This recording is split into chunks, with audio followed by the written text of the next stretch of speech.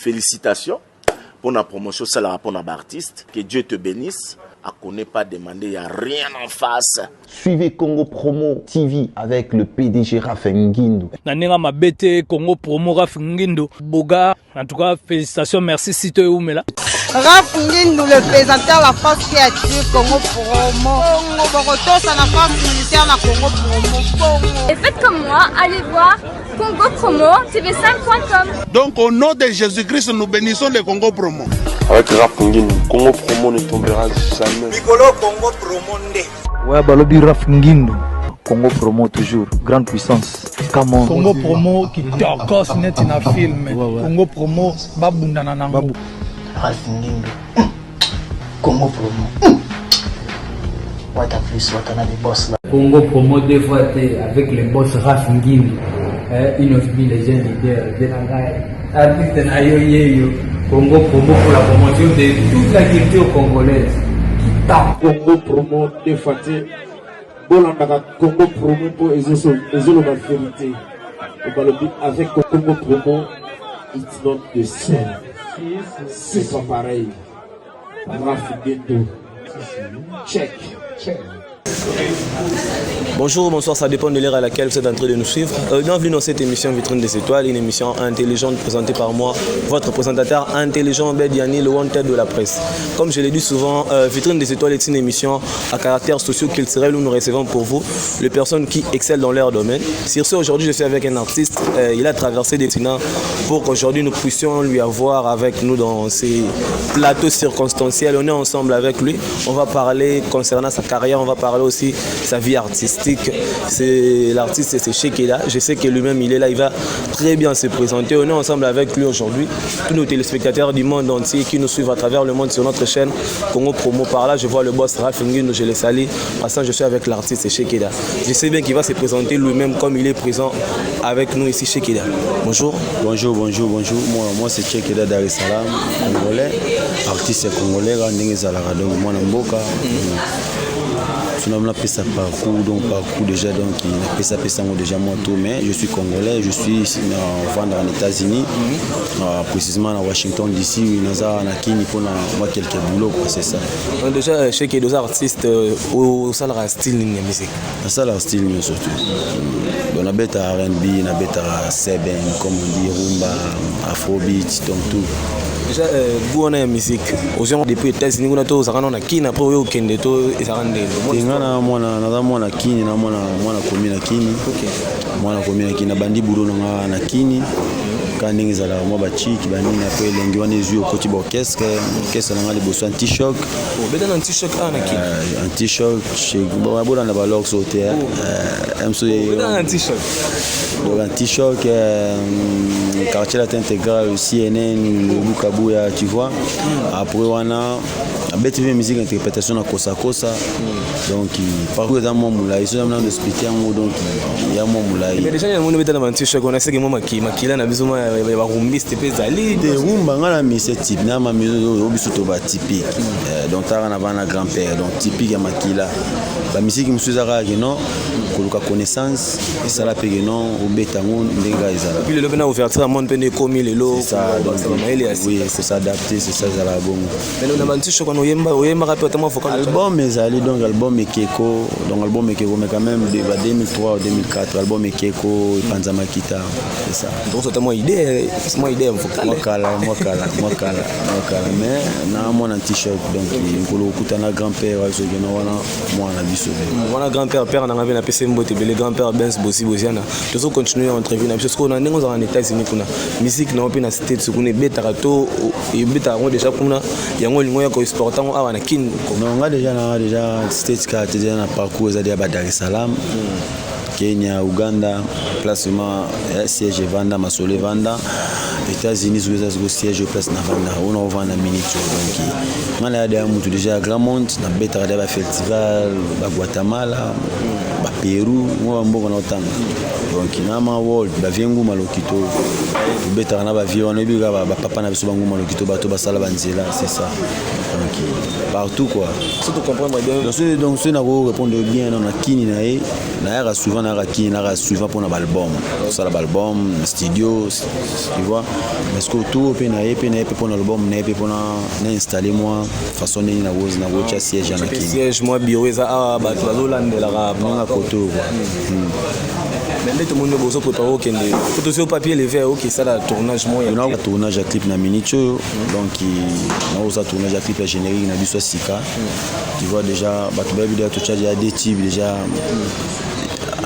tu as déjà kuna matata générique tu as on a les gars kuna Congo promo oui donc il y a kuna matata zodenda suko donc moi tu as na catch album quoi donc tout ça man album pour free mais toujours on va titre moko pour la promotion après wana tu as opé sa date jour ni album na sur bima donc auto que ça la ce que zapega na catch album il y a toujours partie na catch album générique na biso mais ndenge oyo écouter la secteur ndenge écouter la musique à Congo secteur la musique à Congo bi musique moi pesa moi passer ce que s'intégrer na catch la musique à Congo pour biso ba bafa na ba fidèle au balinga musique na biso bandima yo ozana ba stratégie nini ozo lingo sala po biso na kinto ndima po stratégie za la musala vous comprenez avant ça la stratégie il faut avoir d'abord travail sans travail ça la stratégie ici mais d'abord faut musaler za la pas stratégie au yasima donc moi je pense que il aura les besoins importés par artiste za na boulot se dit travail. Tu vois, donc le travail est déjà salama kitoko. Je pense que tant où tu reçois tant na biso tu vas pesa soga matoi, bazo pétan ya comprendre que marami to sala et ça déjà c'est bon. C'est ça.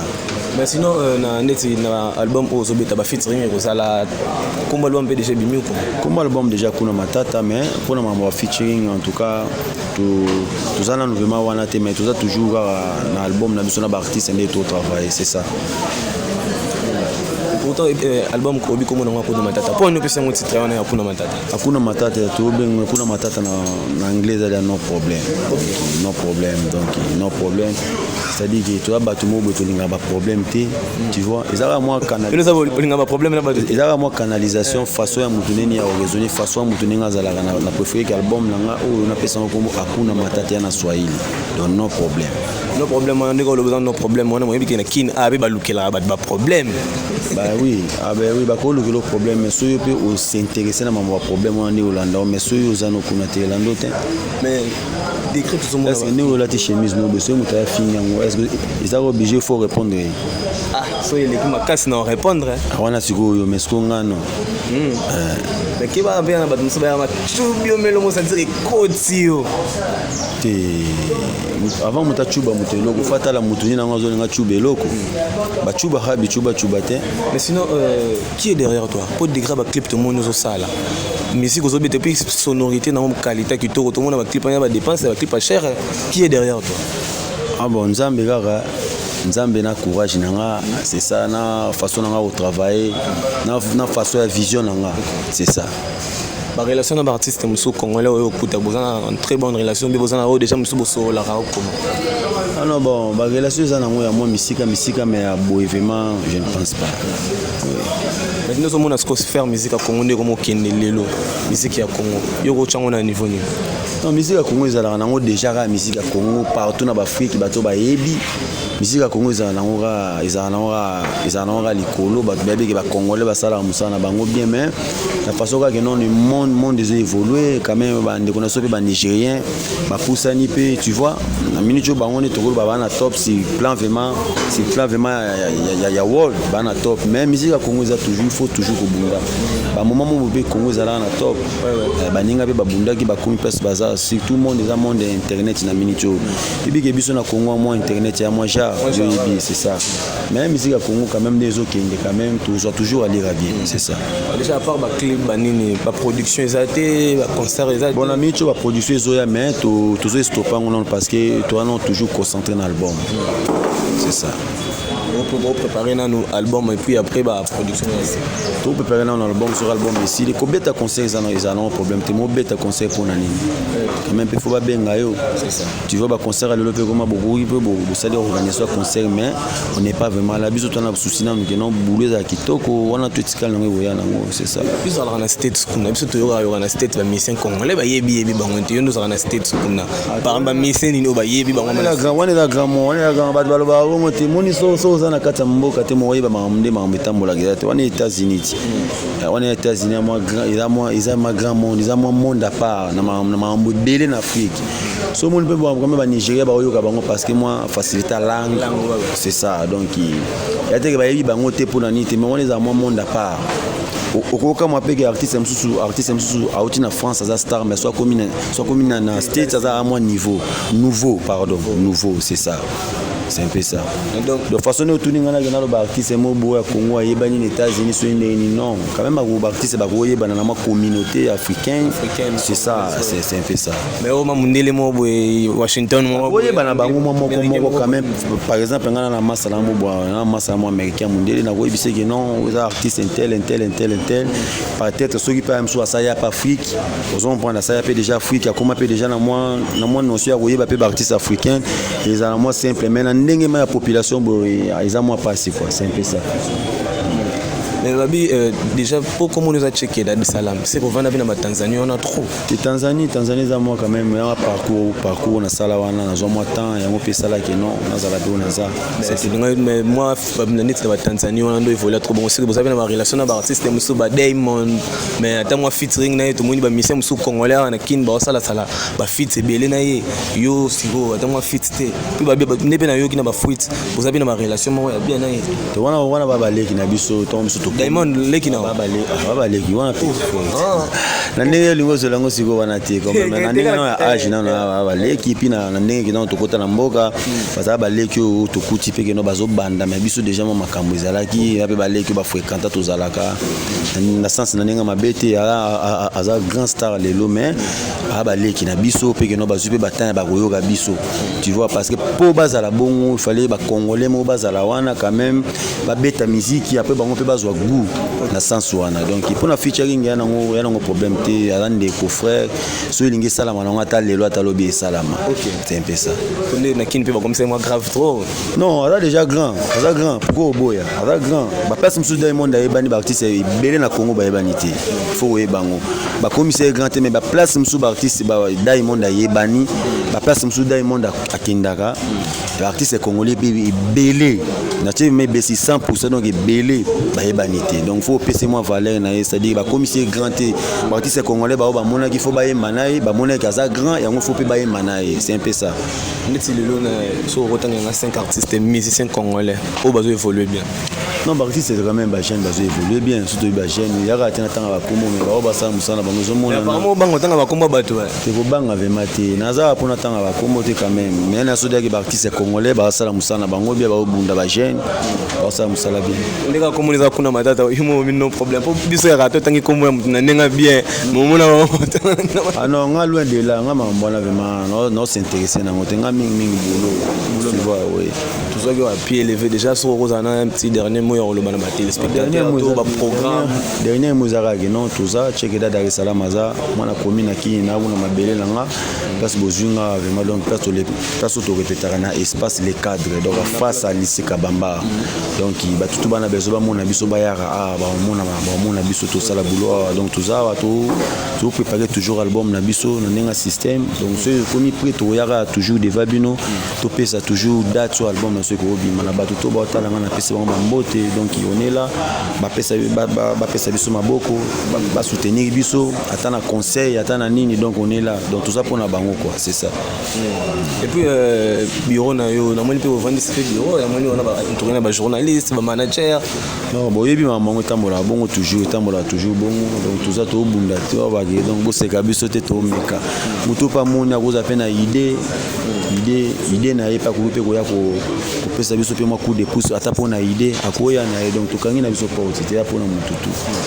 Déjà bon vent toi, force à toi, félicitations déjà pour la musique et puis le clip nous on a continué bongo biso tout ça on a pour nous repérer sur la force et puis pour nous ça la promotion na bino rapport au la vitrine des étoiles to pe ça ba bino sur force so mutaza na bonne volonté so mutaza pe na volonté on est à boulot na biso tout ça la wana on est là merci à toi mon vieux Rafingindo depuis les États-Unis donc on avait biso tout ça là bas côté kuna na vie donc na moi grandeur na 001 moi grandeur na petit vient na mbote donc il vient na ba mbote belé partager. Et puis que ton album est si vraiment au soutenir les Kinaï.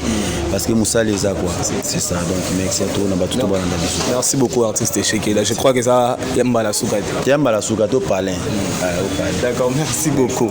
En fait, c'était là votre émission Vitrine des Étoiles. On était ensemble avec l'artiste Shekeda. On a si bien parlé avec lui. On a si bien parlé. Tous ceux qui veulent avoir ces sons, il faut juste taper sur YouTube Shekeda officiel. Donc dans YouTube, vous pouvez Shekeda officiel. Instagram Shekeda officiel, Facebook Shekeda officiel. Donc vous allez tout trouver. Et puis, quand on a beaucoup comme là, on a un numéro na bango. On a pour ça contact beaucoup comme là, on a un numéro. On a besoin de guider, juste Tina artiste Shekeda. Vous êtes là nombreux à nous suivre sur Congo Promo Télévision, Tara Congo Promo Grande Puissance. Grande na pesi ba mbote belé na Dani Chandou le seul unique chinois congolais na moni Omar Play Lex Samboka na pesi ba mbote belé son éminence maître Kazi na pesi ba mbote belé babi Dani Chandou le seul unique chinois congolais yena ko bosane jamaza mystique fort fondation Jolie Lunga Jolie Lunga fondation éthique pe na pesi ba mbote belé c'est un ingénieur junior qui était derrière la caméra et puis tous ceux qui veulent nous contacter tous ceux qui veulent nous donner un conseil écrivez-nous sur le numéro qui sera affiché sur les bas de vos écrans. On se voit à la prochaine. Bye. Hi, this is Nathalie Makoma et suivez Congo Promo avec Raph Ngindu, The Big Boss.